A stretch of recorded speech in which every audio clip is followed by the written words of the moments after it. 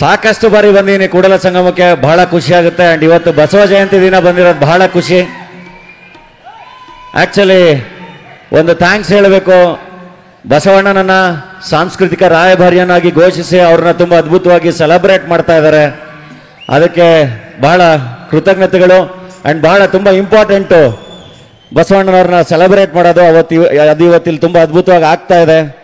And Hamsalekha sir ಕಾರ್ಯಕ್ರಮದ ಮೂಲಕ ಆಗ್ತಾ ಇದೆ. ಅದಿನ್ನೂ ಬಹಳ ಖುಷಿ. ಯಾಕೆಂದ್ರೆ ವಚನಗಳಲ್ಲಿರುವಂಥ ಸಾರಗಳು ಅವರ ಹಾಡುಗಳಲ್ಲೂ ಅವರ ಸಾಹಿತ್ಯಗಳಲ್ಲೂ ಇದೆ. ಬದುಕಿನ ಬಗ್ಗೆ ತುಂಬ ಅದ್ಭುತವಾಗಿ ವಚನಗಳಲ್ಲಿ ಎಲ್ಲದನ್ನ ಕಟ್ಕೊಟ್ಟಿದ್ದಾರೆ. ಹಂಗೆ ಅವರ ಹಾಡುಗಳ ಮೂಲಕನೂ ಅವ್ರು ಕಟ್ಕೊಟ್ಟಿದ್ದಾರೆ.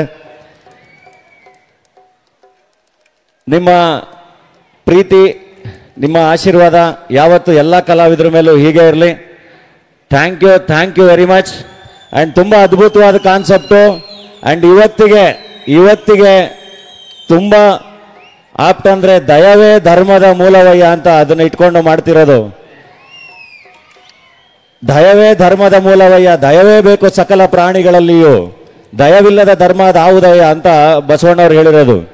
ಸೊ ಎಲ್ಲ ಧರ್ಮಗಳಲ್ಲೂ ಬಹುಮುಖ್ಯವಾಗಿ ಬೇಕಾಗಿರೋದು ದಯೆ, ಪ್ರೀತಿ, ಸಹನೆ, ಕರುಣೆ, ಎಲ್ಲರೂ ಒಟ್ಟಾಗಿ ಬಾಳುವಂಥದ್ದು. ಎಲ್ಲರೂ ಹೇಳಿರೋದು ಅದನ್ನೇ. ಇಲ್ಲಿರೋ ಬುದ್ಧ ಇರ್ಬೋದು, ಬಸವಣ್ಣ ಇರ್ಬೋದು, ಅಂಬೇಡ್ಕರ್ ಇರ್ಬೋದು, ಎಲ್ಲರೂ ಒಂಥರ ಸಮಾಜದಲ್ಲಿ ಒಂದು ಸಮಾನತೆಯ ಹರಿಕಾರರು, ಎಲ್ಲ ಬದಲಾವಣೆಗಳನ್ನ ತಂದವರು. ಸೊ ಈ ಥರದೊಂದು ಕಾರ್ಯಕ್ರಮ ತುಂಬ ಯಶಸ್ವಿಯಾಗಿ ಆಗ್ತಿರೋದು ಬಹಳ ಖುಷಿ. ಥ್ಯಾಂಕ್ ಯು ಅಣ್ಣ, ಥ್ಯಾಂಕ್ ಯು.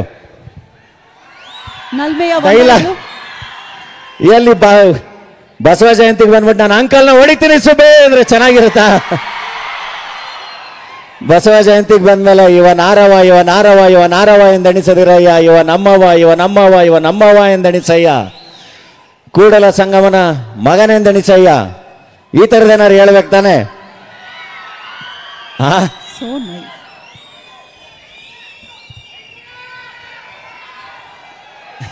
ಬಡವ್ರ ಮಕ್ಕಳು ಬೆಳಿಬೇಕಪ್ಪ, ಅದು ನಿಂಬಾಯಲ್ಲಿ ನಿಮ್ಮ ಸ್ಟೈಲಲ್ಲಿ ಕೇಳಿದ್ರೇನೆ ಚಂದ. ಅದೇನು ಯಾವುದನ್ನು ನಾನು ಹೇಳಿರೋದಲ್ಲ, ಎಲ್ಲ ಅವ್ರುಗಳು ಹೇಳಿರೋದನ್ನ ಹೇಳಿರ್ತೀನಿ ಅಷ್ಟೇ. ಎಲ್ಲ ಒಂದ್ ಕಡೆ ಬಡವ್ರ ಮಕ್ಕಳು ಬೆಳಿಬೇಕಂಡ್ರಯ್ಯ,